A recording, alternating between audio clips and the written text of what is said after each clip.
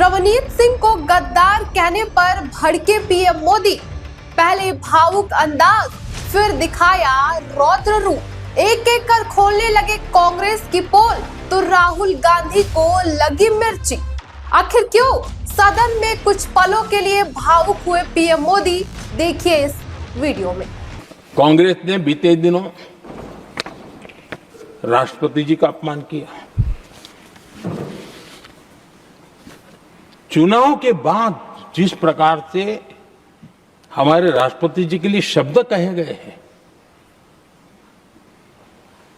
शर्मिंदगी महसूस होती है कि ये कैसे लोग हैं।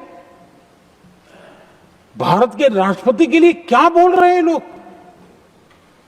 आदरणीय सभापति जी, कल लोकसभा में भी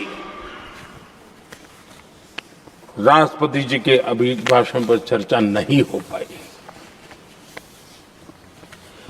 ये राष्ट्रपति पद, उसका घोर अपमान किया है।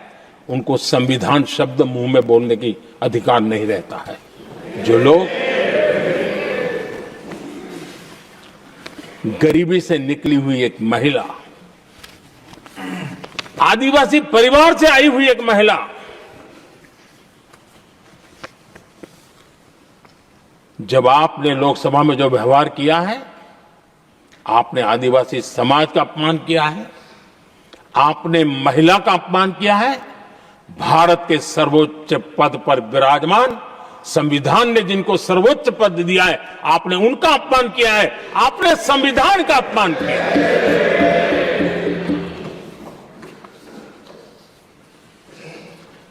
आदरणीय सभापति जी, उनको कुछ भी लगता हो, कांग्रेस को ये गुनाह की Honorable members, it is now 6 p.m. If the House agrees, we may sit beyond 6 p.m. till disposal of the motion of thanks and the presidential address. Do I have the leave of the House to extend the sitting beyond 6 p.m.? Thank you. आदरणीय सभापति जी, समय बढ़ाने के लिए मैं आपका और सदन का बहुत आभार व्यक्त करता हूं।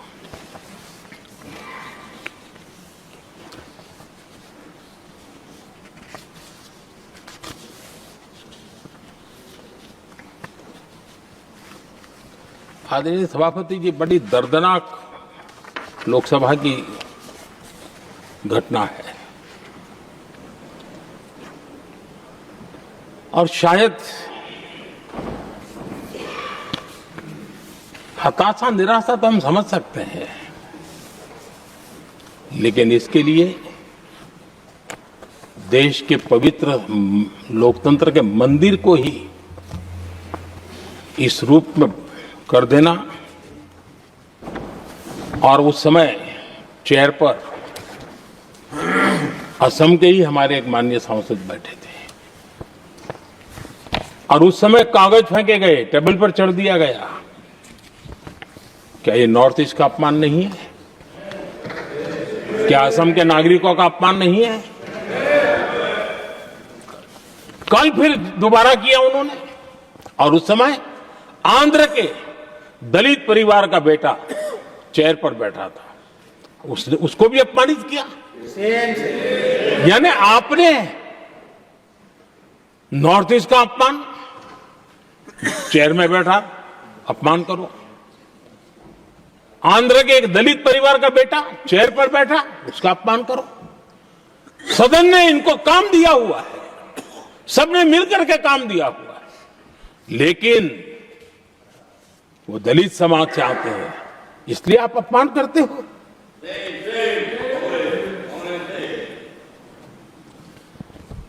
और ऐसा लगता है कांग्रेस के लोगों को असम की जनता के प्रति बड़ी नफरत है। उनको लगता है कि उसकी जनता ने उनका साथ छोड़ दिया, मतलब उनके दुश्मन हो गए। क्या कभी लोकतंत्र में ऐसे सोचते हैं क्या? मुझे तो तब बहुत पीड़ा हुई थी जब भारत रत्न भूपेन हजारिका जी, जो कि इस देश के बहुत ही सम्मानीय व्यक्तित्व है जी, आज भी घर घर में उनको स्मरण करते हैं लोग। उनके प्रति जो भक्ति का भाव है आप कल्पना नहीं कर सकते, लेकिन उनको इसकी भी कोई परवाह नहीं है। और जिस प्रकार से, और हमारा सौभाग्य था कि हमने भूपेन हजारिका जी के देश के लिए जो उनका योगदान था, नॉर्थ ईस्ट जैसे इलाके से पूरे देश को अपने वाणी से, अपने विचारों से, अपनी अभिव्यक्ति से बांध के रखा था। हमने भारत रत्न देने का निर्णय किया, इस पर भी इनको ऐतराज। और मैं तो हैरान हूं, खड़गे जी अगर होते तो मैं उनकी हाजिरी में कहता ये, इन्होंने जिस प्रकार से बोला ना भारत रत्न के बाद, वो वीडियो पर उनका चेहरा देखेंगे ना, आपको लगा रहे ये ऐसे लोग हैं, ऐसा व्यवहार करते हैं। और ये कहा, अरे ये तो सिंगर थे। मैं समझता हूं कि एक किसी का भी अपमान करने में कभी भी पीछे नहीं रहते हैं। उन्होंने भूपेन हजारिका जी को भारत रत्न दिया, उसका भी विरोध किया। ये पूरे असम का विरोध है, पूरे देश के कला प्रेमियों का विरोध है। और मुझे पक्का विश्वास है असम कभी भी इस अपमान को भूलने वाला नहीं है।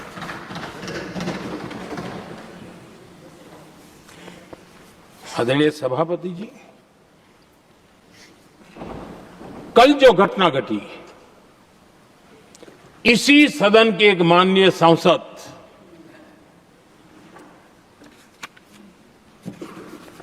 कांग्रेस के शातिर दिमाग जिनका है, ऐसे एक युवराज ने उनको गद्दार कह दिया। अहंकार कितने सातवें आसमान पर पहुंच चुका है इनका। और कांग्रेस को छोड़कर के कितने ही लोग निकले हैं, कांग्रेस के कितने टुकड़े हुए हैं, कई लोग दूसरे दलों में गए हैं, लेकिन औरों को तो किसी को गद्दार नहीं कहा उन्होंने। लेकिन कल सांसद को गद्दार इसलिए कहा क्योंकि वो सिख थे। ये सिखों का अपमान था, एक गुरुओं का अपमान था। और कांग्रेस के अंदर जो कूट कूट करके सिखों के प्रति नफरत भरी पड़ी है ना, उसका वो अभिव्यक्ति थी।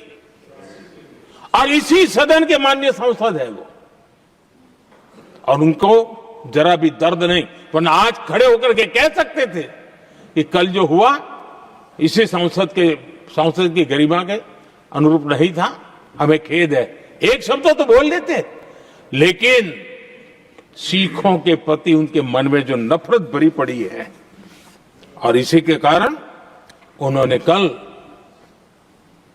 और जिसका परिवार देश के लिए शहादत देने वाला परिवार के वो सदस्य है, उन्होंने अपने राजनीतिक विचारों में परिवर्तन किया, इसलिए गद्दार हो गए। और एक गद्दार शब्द छोटा नहीं है। मेरे देशवासी को कोई गद्दार कहे, ये कैसे देश सहन करेगा?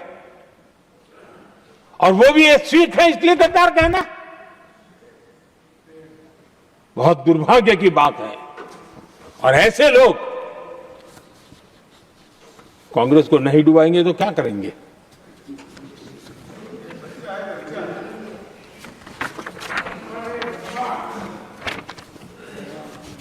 आदरणीय सभापति जी, एक तरफ ये दृश्य है और दूसरी तरफ हमारे सदानंद जी मास्टर का दृश्य है।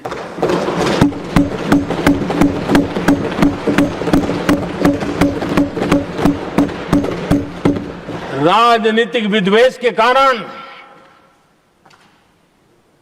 उनके दोनों पैर काट दिए गए। भरी जवानी में दोनों पैर काट दिए। कटे हुए पैर से जिंदगी गुजार रहे हैं, लेकिन संस्कार इतने ऊंचे हैं कि वाणी में भी अपशब्द नहीं निकलता है, बर्तन में भी कटुता नजर नहीं आता। गर्व होता है। और कल जब देश ने जब उनका पहला भाषण हो रहा था सदन में और उन्होंने जब अपने बेंच पर आपसे इजाजत लेकर के अपने कटे हुए पैर के लिए वो जिस नीम का उपयोग करते हैं, आर्टिफिशियल नीम का, उन्होंने जब रखा, वो दृश्य देश के लिए पीड़ादायक था कि इस देश में ऐसा ही बंधारण की बातें करने वाले इंडिया अलायंस के लोग, और ये इंडिया अलायंस पूरा जिम्मेवार है इसके लिए, वैचारिक असहमति के कारण एक नौजवान के, और वो भी एक टीचर, शिक्षक के प्रति गर्व से, आदर से देखा जाता है, उसके पैर काट दे, लेकिन उनको कोई खेद नहीं है, उनको कोई दर्द नहीं है। लेकिन मैं मास्टर सदानंद जी को हृदय से अभिनंदन करता हूं कि उन्होंने जिस प्रकार से इतनी भयानक हमले के बाद भी देश की सेवा का अपना व्रत जारी रखा और आज देश की नीति निर्धारण में अंदर अपना योगदान दे रहे हैं। ये गर्व की बात है और ऐसे लोगों के सहारे हम राजनीति में जीते हैं, काम करते हैं, देश के लिए जीने मरने की प्रेरणा मिलती है। ये संस्कार हमें पाए हैं ऐसे लक्षावधि कार्यकर्ताओं के तब से पाए हुए हैं।